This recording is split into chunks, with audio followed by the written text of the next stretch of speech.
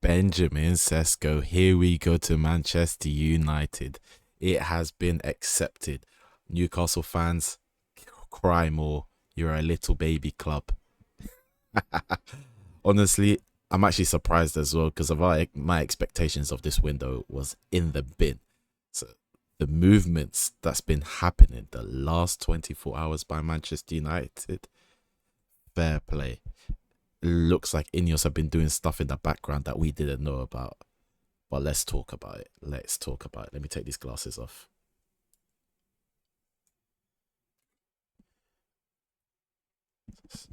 So, according to Fabrizio Romano, it's been announced Benjamin Sesko to Manchester United. Here we go. Agreement club to club reach with RB Leipzig, 76 0.5 million euros plus 8.5 million euros in add-ons. I'm saying euros because I can't be bothered to even change the currency. It's not me stat padding the whole currency thing. I'm not that type of guy. And the agreement in the contract until 2030. No idea what the contract payment is, but we'll find out how much per week. It should be max 200,000 a week, but honestly, it should be 150,000. That's my expectation. But this is a guy that's basically Ibrahimovic 2.0, a young Ibrahimovic. He looks up to him, and I'll be real. It's not. I said it in my previous video. I preferred Watkins. I really did, mainly because of just prem proven someone that's been there, done that. I didn't want to take that risk, especially after the Hoyland situation. But don't get it twisted. I wasn't gonna be that pissed. I wasn't really gonna be pissed if we got Sesko, which we now have.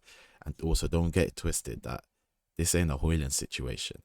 He's way better than Hoyland in terms of when we bought Hoyland. Hoyland, when we signed him, what was he? Just broke out that season.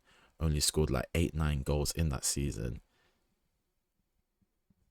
Just wasn't enough of like a sample size proven. And the fact that we brought him in and threw him in the deep end, expected him to save our club. Our team was so badly built around it. Look at the difference now. When Sesko comes in after his medical, comes to this squad, he's got Mbuemo, he's got Cunha, guys who are goal scorers, proven goal scorers, prem proven, that could look after him. You got Bruno as well. You got Ahmad, who's been on form last season. It's a better squad that is coming in compared to Hoyland, and look what happened to Hoyland. His confidence is shot because everyone's eyes are on him to perform. And the second he came to the club, he was getting cooked. Remember I don't know, that Australian dude that looked like him that was singing. I can't remember his name now, innit? But the memes, everything. He was a meme from like the first month he joined here. This won't happen with Sesko, and I'm not expecting Sesko to be scoring like Haaland level of goals. I'm not expecting him to score week in, week out.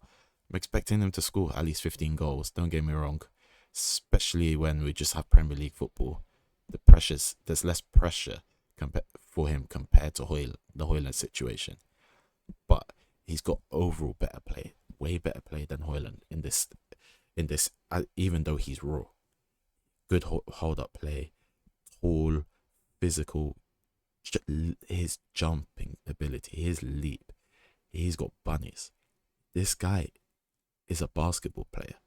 The way he jumps is ridiculous, and he's got a disgusting shot. The only thing I have criticism of him is like he's too in love with the ball outside of the box and wants to take those long shots. But that's similar to what happened with Ibrahimovic when he was younger. Too in love with the ball, with the dribbling. Fabio Capello told him, chill out, you go in the box, stop dribbling with the ball, stop touching the ball so much. Same thing will happen with him. Amorim will tell him, you better get your ass in the box. And then what happened with Ibrahimovic? One of the greatest goal scorers of all time. Similar thing will happen with Sesko.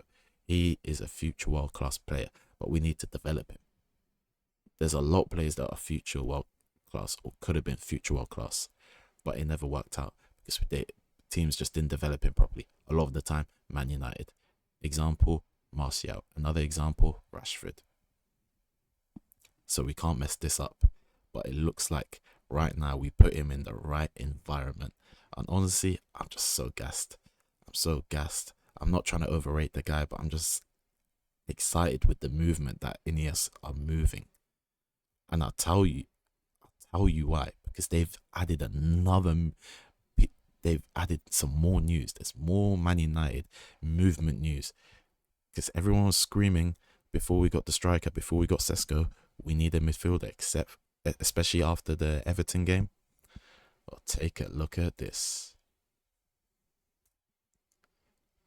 Man United contact Brighton via intermediaries to explore conditions of a deal for Carlos Baleba.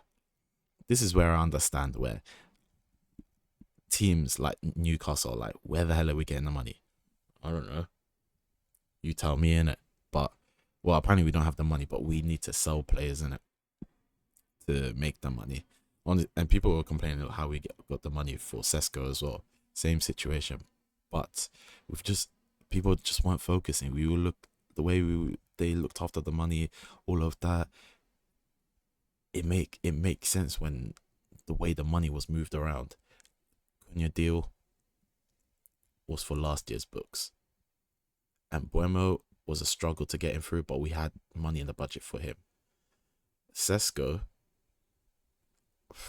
honestly, God knows why, but apparently they figured out a way. They figured out a loophole. There's theories. I've seen videos of theories of it could have been we got new sponsors and we haven't just revealed it, especially with the new training ground. We haven't got a name for the new Carrington because we lost our sponsors for it. It could be it could be Ineos just straight up going into the credit and just taking more credit and just taking a risk. Could be anything. We don't know. But right now, Baleba, if we just get sales over, a couple sales, Baleba in that squad, it's the fact that we inquire. I like that we inquire, even though, yeah, we're not going to get everyone that we inquire, but Man United of the past, fans were screaming, get this player, get that player, and we were right. They're players that suited the team, that were suitable candidates. United went sniffing. They just let them go. Then another team signed them, like a Caicedo, and then guess what? They cooked.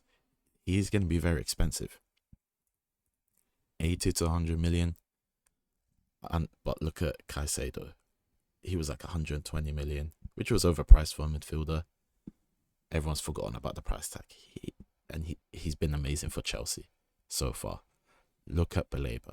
I think Baleba on the same level as Caicedo, low-key better attacking wise, but this guy's physical monster, can drive the ball. He's fast. He's little clean-up crew. Physical, can help with the defense. Everything. Tall as well. And he's got a dirty shot outside of the box. So that's another person that can contribute with goals. Add his little 2 cents. Maybe have like 4 goals, 5 goals that season. We never know. We need that type of player when it's like we're losing 1-0 last minute, or it's 1-1. We need a winning goal. Bruno, Baleba, just smack the ball. Just shoot it, and inshallah. That's what you need. And it means that guys like Bruno or Kobe Mainu, whoever's going to be the other number 6, they can do their business and not be cooked in the counter attack. It means we can keep control of the ball and just recycle the ball, attack, get the ball back, recycle, attack. It is perfect. We needed that guy because Kobe, we tried to make him that guy. He don't have the legs for that. It's not his style. It really isn't. He's an 8. Realistically, he should be in a midfield 3, but if he's going to be in a midfield 2 and he's somewhat like a Baleba, like a Amadou Anana, like a Caicedo, you need that type of player. And people are saying that 80 to 100 million is so overpriced. Look at the DM market. It is it's sparse. There's not that many on that level that we can bring in. There really isn't. So we have to pay up. We really have to pay up. And the way we pay up is we need to sell players. Jadon Sancho needs to go. Garnacho needs to go. And speaking of Garnacho, Bear with me. Talks for him to go to Chelsea is happening. Chelsea have stepped up talks with Manchester United over a deal to sign Alejandro Garnacho. Clubs in touch on topic for some time and now advancing amid the Sesko deal. And what I read in that article, Man United are valuing him at 70 million. 70 million. Damn right. Because how many players have gone overpriced? How many players? Gittins, who's had a worse season than Garnacho, went for 50 million. Madueke, same situation, went for 50, 55 million. Ridiculous amount of money. That overpriced. Elanga, yeah, he's a good player, had a very good season. Went for 50, 55 million. Overpriced, should have been 40. These players in those similar positions, all going for overpriced. Why can't Garnacho? And I'll be real, we're not going to sell him for 70 million. We're just doing that to take the piss, and then we can negotiate back down to 50, and then we're happy with the 50. And we're happy with getting that 50 basically. But we better get this ASAP. We better get it. And then we need to get a goalkeeper as well. We need funding for a goalkeeper as well. But that means shipping off buying there. But we'll cross that ship. But it seems like they're kind of now doing what I've been screaming for them to do. Multitask. Benjamin Sesko, almost done. They went and straight up started talking about Baleba. That's what I like to hear. That is what I like to hear. And the fact that if we get this team, oh boy, I'm betting all my money that will beat Arsenal open the season. Arsenal are in the shambles right now. Attack wise, they're in the shambles. Pre-season, they've lost all of their games. They're in a shambles. Manchester United, we need to take advantage. We are stepping in the right way. It's finally, for once, this club, in terms of higher ups and the footballing side of things, it is connecting. Things are connecting. They're actually working together. But anyways, let me know what you think. Like, subscribe, peace. It's a good day to be a Man United fan.